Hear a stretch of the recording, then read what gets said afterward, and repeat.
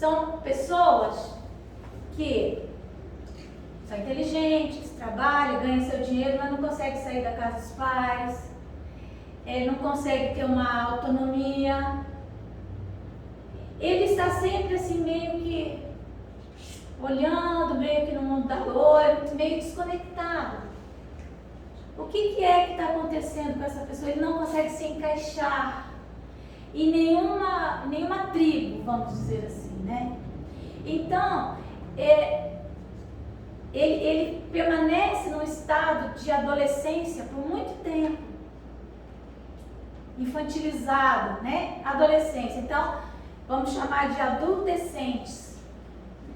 Está com 30 anos e não consegue ter essa autonomia. Então, essa pessoa pode estar simplesmente, é uma coisa de fácil explicação, pode ser alguém que veio várias encarnações realizando tarefas em determinada área. Então, ele foi músico, por exemplo. Vamos pegar, né, a arte ela desconecta muito a pessoa, né? Então, ele foi músico, mas pode ser qualquer profissão, tá?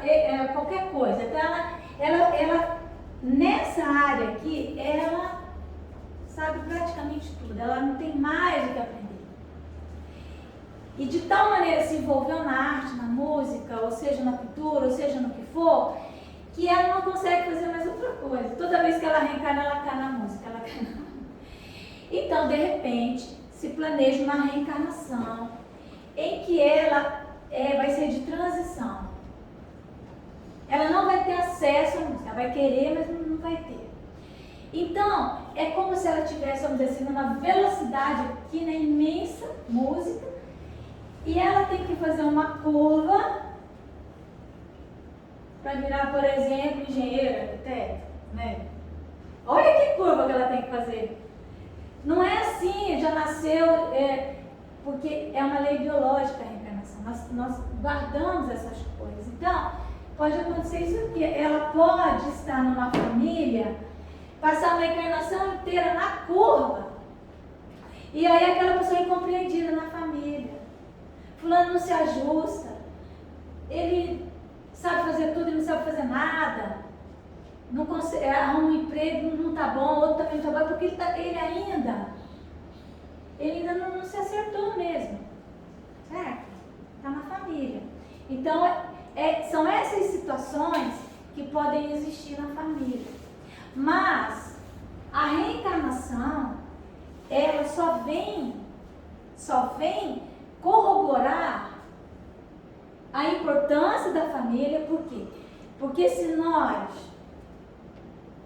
temos a sociedade como uma lei moral, se nós precisamos realizar a solidariedade, a fraternidade universais, nós precisamos fazer isso uns com os outros. Aqui mesmo, essa pessoa, ele vai precisar muito de apoio dessa família, de compreensão da situação dele. Mas normalmente vem muita crítica, porque você, né, só enxerga nascimento e toma essa pessoa, né, ninguém consegue entender, né? E às vezes aquelas pessoas que são antipáticas, ideologias, brigam a encarnação inteira, elas não são desafetas, às vezes nem se tornam, elas se gostam, mas também não se entendem, porque nesse conflito eles vão aprender a se tolerar. Às vezes uma encarnação inteira, quando chega próximo das desencarnações ali, vai chegando, né, próximo, parece que vai cansando, né, o corpo também, você já não quer mais discutir, não é? Nós já estamos numa idade que você começou uma discussão, você está correndo, né? Não quer mais discutir, já... irmão, vamos fazer as pazes, já estamos tudo velho mesmo, então. E aí, de repente, muitas coisas que uma ideologia fala para outra e vice-versa, nós vamos aprendendo, né?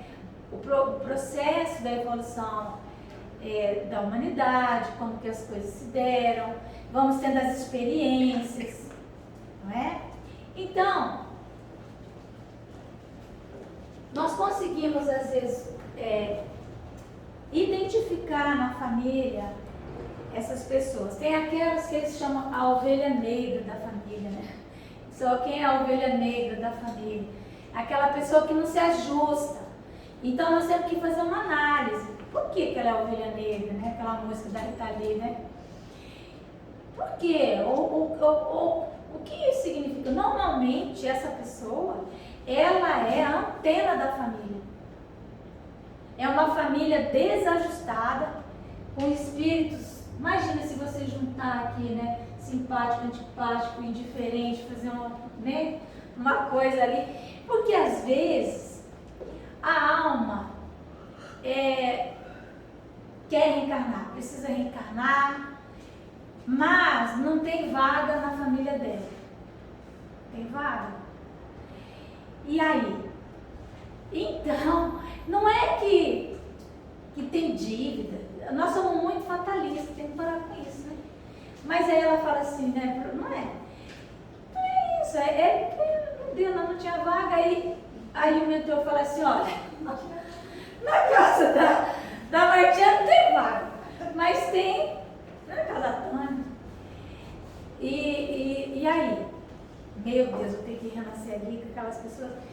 Ou isso, ou espera mais 200 anos, né? Aí eu vou. Aí você vai ter aqueles tropeços, tem, né? Mas isso não significa nada. Nós temos que ter muito cuidado com essa questão, né, da lei de causa e efeito, dos conflitos familiares. É sempre que um matou o outro. Não é isso. Não é isso. São faixas vibratórias diferentes que reencarnam na mesma família. Ou pertencem à mesma família, mas com ideologias diferentes, que no mundo espiritual é mais fácil de você compreender.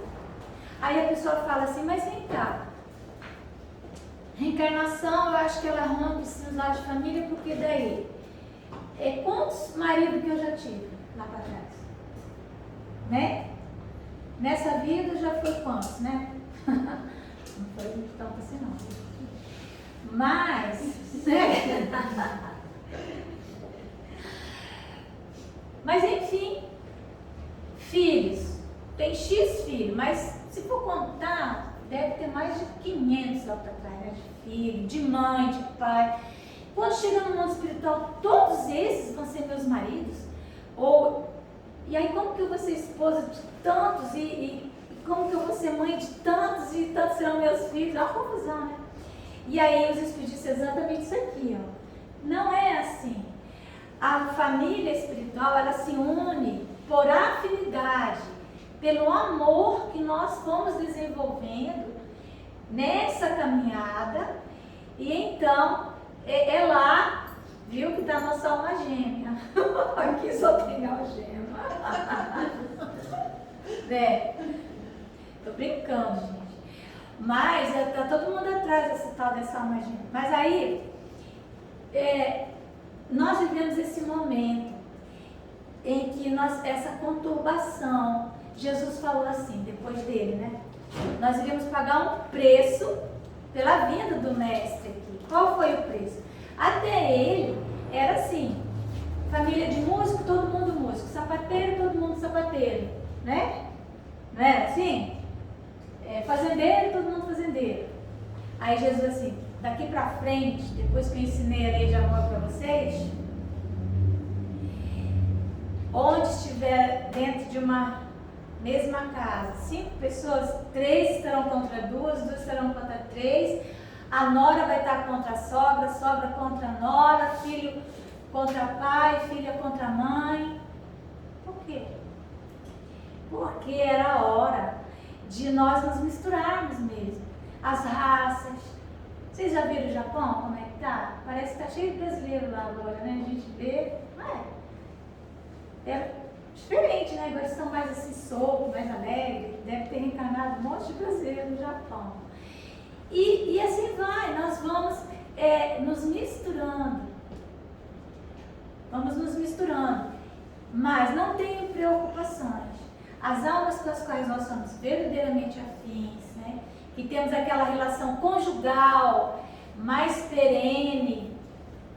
O Emmanuel, ele acredita em alma gêmea. Não é? Pode ler os livros dele.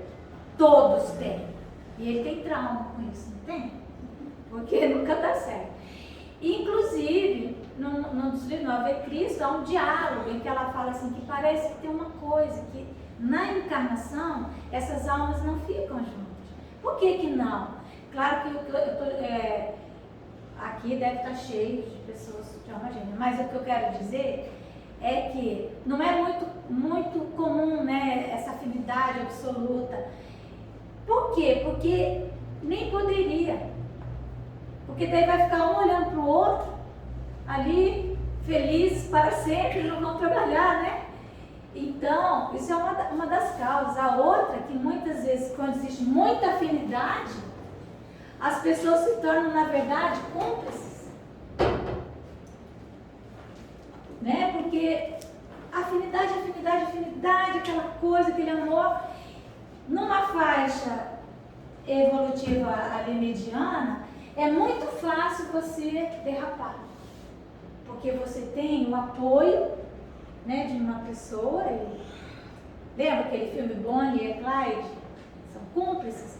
Então, quando as almas se acumpliciam no mal, depois elas perdem o direito de ficarem juntos por um longo tempo, né? Também isso acontece. Então, meus queridos, não nos preocupemos que a reencarnação não rompe os laços. Pelo contrário, aquele que é indiferente, quando chega no final, ele se torna um amigo. Aquele que é antipático, pode prestar atenção. Ainda que seja no velório dele, você, né? A pessoa chora, né? Aqueles irmãos que mais brigam quando morrem, né, Judira? Sente muito. Então, é isso. Nós precisamos sempre olhar para a vida como algo que começou, nós não sabemos onde, e que a partir daí não há fim. Não vamos confundir vida com existência. São coisas diferentes. Existência é berço, túmulo. Né? A vida, tanto que vida não tem contrário. O contrário de vida não é morte. O contrário de morte é nascimento. Vida não tem contrário, porque ela é eterna. E aqui nós somos uma família, né? Viajaram juntos, lindo, né? Eu fiquei só com inveja. Então, que Jesus nos abençoe, já acabou o nosso tempo.